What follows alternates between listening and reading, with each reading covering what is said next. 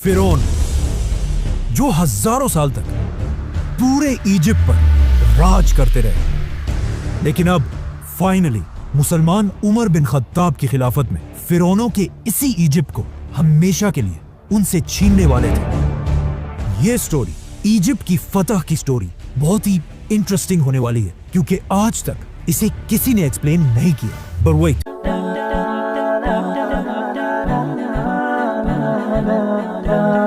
अस्सलामु अलैकुम दोस्तों, तो आज का रिएक्शन वीडियो हमारा होगा उमर इब्न खत्ताब वर्सेस फिरौन, यानी कि जो उमर बिन खत्ताब ने जो जंग लड़ी थी और जो इजिप्ट को फतह किया था, उसी के ऊपर आज का हमारा रिएक्शन वीडियो होगा।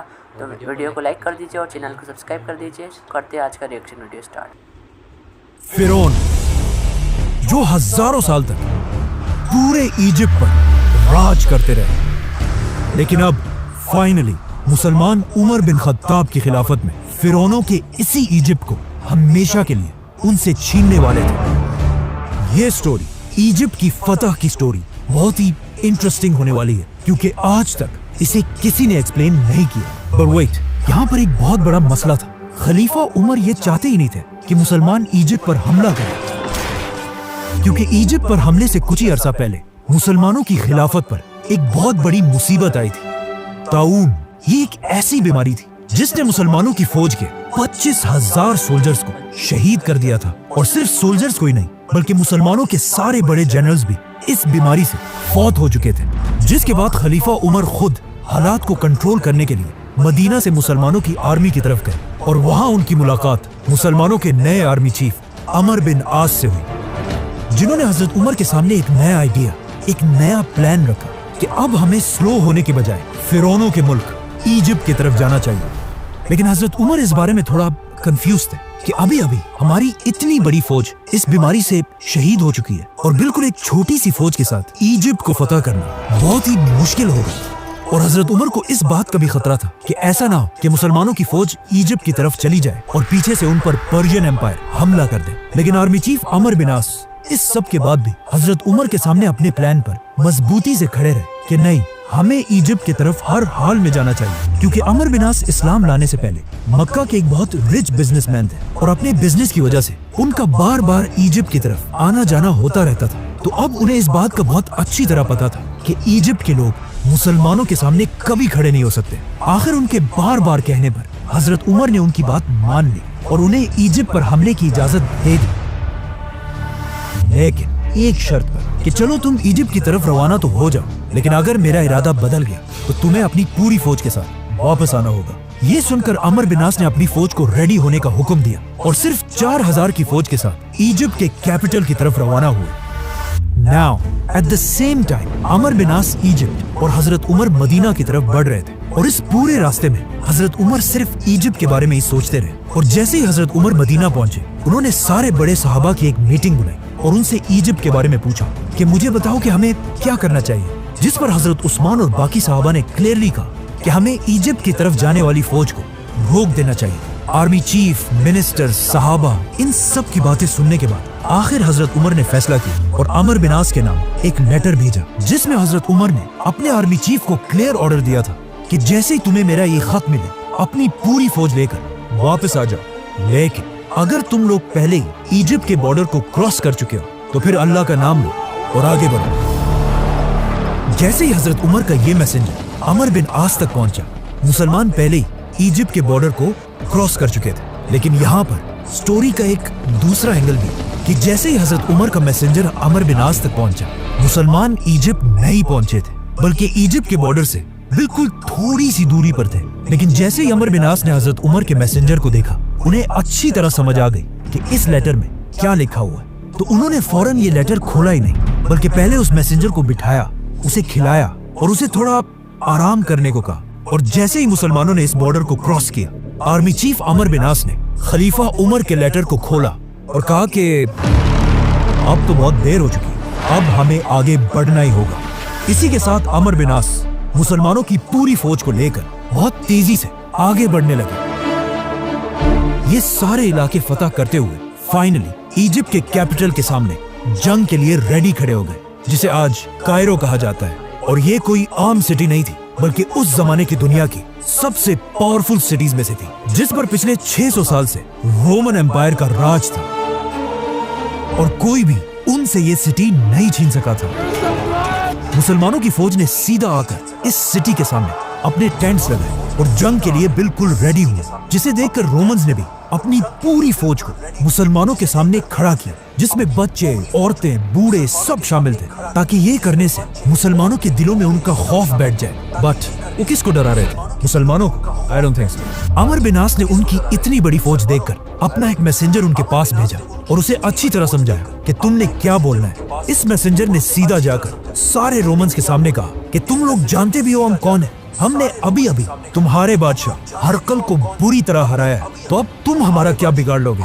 ये सुनकर वहाँ पर सब हैरान हो गए, लेकिन वहाँ के लीडर साइरस ने कहा कि बात तो सही है। इसी के साथ अमर बिन आस ने फुल ताकत के साथ इजिप्ट के कैपिटल पर हमला कर दिया, लेकिन कोई फायदा नहीं हुआ, क्योंकि सिर्फ 4000 की फौज के साथ इजिप्ट का कैपिटल फतह करना इम्पॉसिबल था। इसीलिए अगले 7 महीने तक मुसलमान इसी तरह इस सिटी के सामने अपने कैंप्स में बैठे रहे और आखिर आर्मी चीफ अमर बिन आस को भी समझ आ गई कि अब वक्त आ चुका है कि मदीना में खलीफा उमर से मदद मांगी जाए।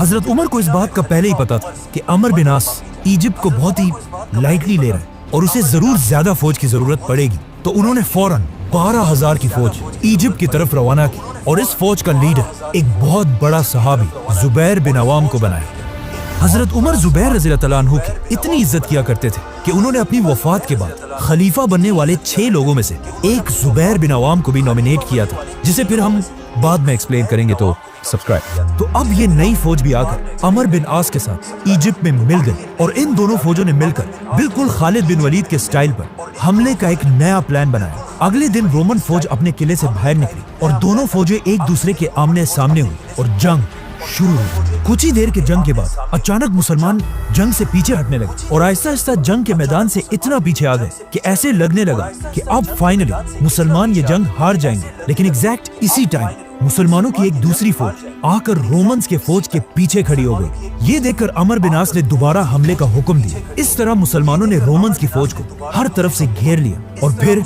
इन्हें क्रश कर दिया। लेकिन इस सब के बाद भी मुसलमान इस सिटी में दाखिल ना हो सके। आखिर एक दिन जुबैर बिन अवाम रज़ियल्लाहु तआला अन्हु ने तंग आकर एक बहुत ही बोल्ड डिसीजन लिया और अपने कुछ ही साथियों के साथ रात के अंधेरे में इस सिटी के अंदर दाखिल हुए और सीधा जाकर मुसलमानों के लिए गेट खोल दी। ये देखकर मुसलमानों की पूरी फौज इजिप्ट के कैपिटल में एंटर हुई और इस सिटी को फतह करके यहाँ के गवर्नर को ढूंढने लगी। But it was too late. Governor पहले ही इस सिटी को छोड़कर इजिप्ट की सबसे पावरफुल सिटी अलेक्जेंड्रिया की तरफ भाग चुका था। नाउ गवर्नर भाग तो गया था, लेकिन उसके दिल में मुसलमानों का इतना खौफ बैठ चुका था कि उसने यहाँ से भागते ही मुसलमानों की तरफ एक लेटर भेजा कि अब और बस है, मैं पूरे इजिप्ट को हजरत उमर के सामने सरेंडर करने के लिए तैयार हूँ। अमर बिन आस ने गवर्नर की इस रिक्वेस्ट को बिल्कुल रिजेक्ट कर दिया, क्योंकि उन्हें पता था कि मुसलमानों की जंग इस गवर्नर से नहीं बल्कि रोमन एम्पायर के बादशाह से। आर्मी चीफ अमर बिन आस ने इजिप्ट के सरेंडर की ये ऑफर एक्सेप्ट तो कर ली, लेकिन जब रोमन एम्पायर के बादशाह हेराक्लियस को अपने गवर्नर के इस सरेंडर का पता चला तो उसे गवर्नर की इस बुज़दिली पर बहुत गुस्सा आया कि इसकी औकात क्या है, इसने मुझसे पूछे बगैर पूरे इजिप्ट को सरेंडर कर दिया। जिसके बाद उसने सारे रोमन फौज को मैसेज भेजा कि गवर्नर की बातों को छोड़ो और मुसलमानों के साथ आखिरी जंग के लिए तैयार हो जाओ। मुसलमानों के आर्मी चीफ अमर बिन आस को भी समझ आ गई कि अब रोमन एम्पायर का बादशाह आखिरी दम तक लड़ने के लिए तैयार है, तो उन्होंने भी अपनी आर्मी को अलेक्जेंड्रिया की तरफ जाने का हुक्म दिया। अब यहाँ पर एक बहुत ही इंटरेस्टिंग स्टोरी है कि जब मुसलमान अपना सामान पैक कर रहे थे और अपने टेंट्स को बांध रहे थे, तो अमर बिन आस रज़ियल्लाहु अन्हु भी अपना टेंट बांधने के लिए गए। तो वहाँ उन्होंने देखा कि उनके टेंट के अंदर ही एक कबूतर ने अपना घोंसला बनाया हुआ है और साथ उस कबूतर के बच्चे भी थे।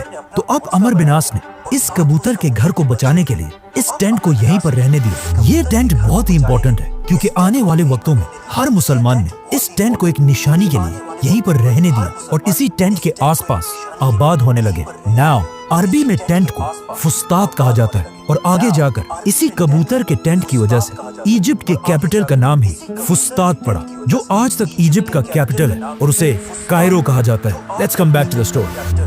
रोमन्स की कुछ ही अरसे बाद मुसलमान भी इस सिटी के पास पहुंच गए और इस सिटी को देखकर बिल्कुल हैरान रह गए, क्योंकि अलेक्जेंड्रिया अलेक्जेंडर द ग्रेट के नाम पर बनी एक बहुत बड़ी सिटी थी और हजरत उमर ने अपनी पूरी खिलाफत में इससे बड़ी सिटी पर कभी हमला नहीं किया था, जो डमस्कस और मदईन जैसी सिटी से भी बहुत बड़ी थी।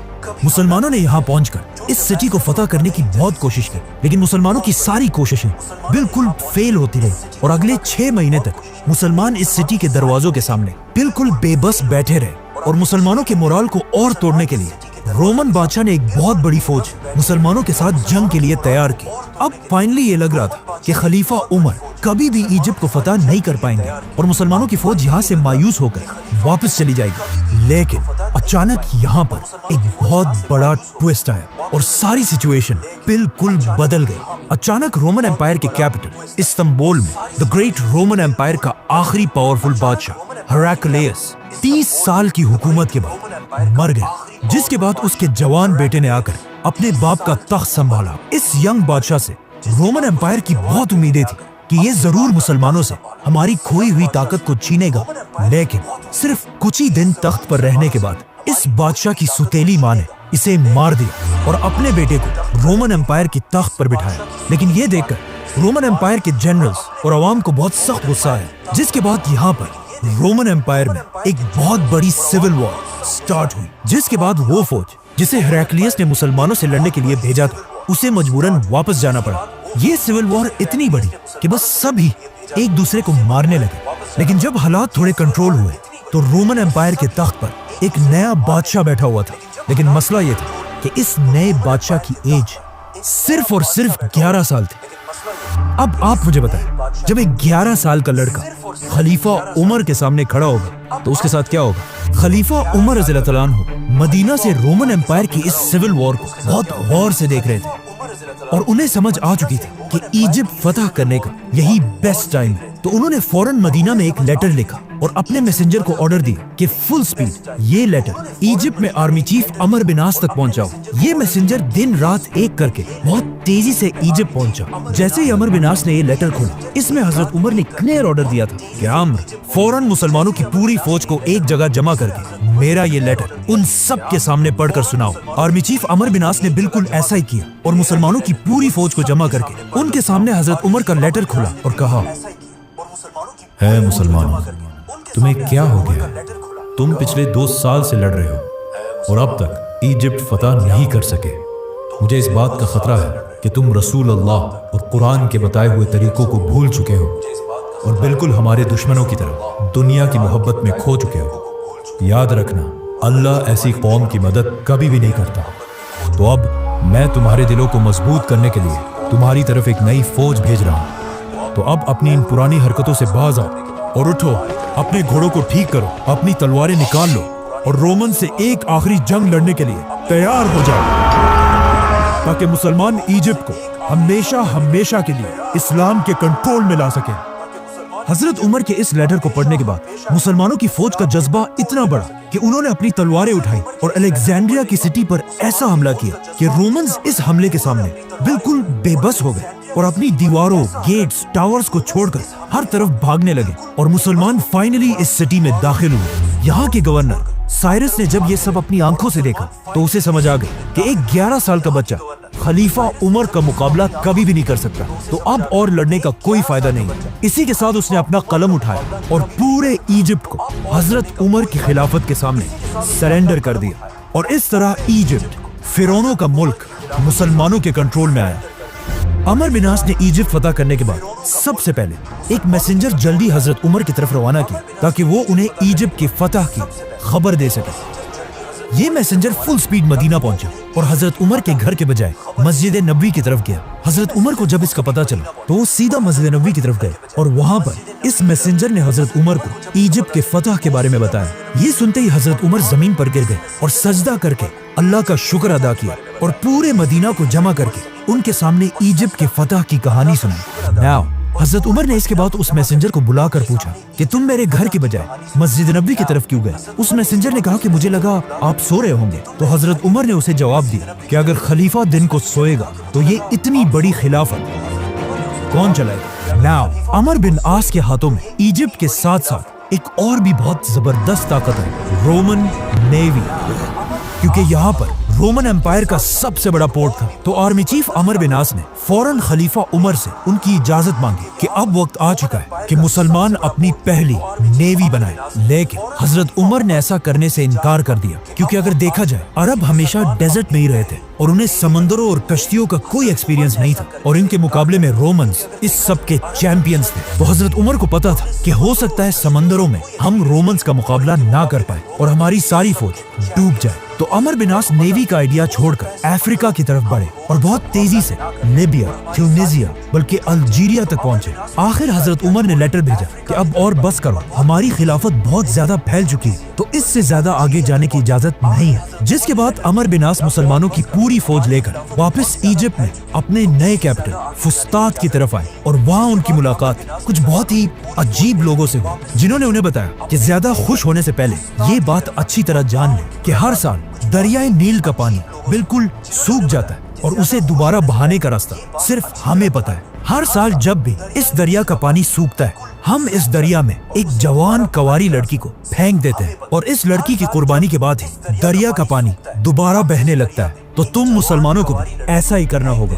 मुसलमान ये सुनकर हैरान रह गए कि ये क्या पागल लोग हैं। लेकिन कुछ अरसे बाद एग्जैक्टली ऐसा ही हुआ और दरियाए नील का पानी ऑलमोस्ट सूख गया, जिससे मुसलमान थोड़ा घबराने लगे कि ये तो वाकई दरिया बिल्कुल सूख रहा है। और आखिर दरिया का पानी इतना कम हुआ कि कुछ लोग ये तक सोचने लगे कि क्या हमें भी इस दरिया के पानी को बहाने के लिए ऐसी कुर्बानी देनी चाहिए। ये सब देखकर आखिर अमर बिन आस ने हजरत उमर की तरफ लेटर भेजा कि अब आप ही फैसला करें हमें क्या करना चाहिए। हजरत उमर ने ये लेटर पढ़ते ही कहा कि ये क्या है, हम तो इस दुनिया में आए इसलिए कि दुनिया के इन पुराने सारे रिवाजों को तोड़ दे।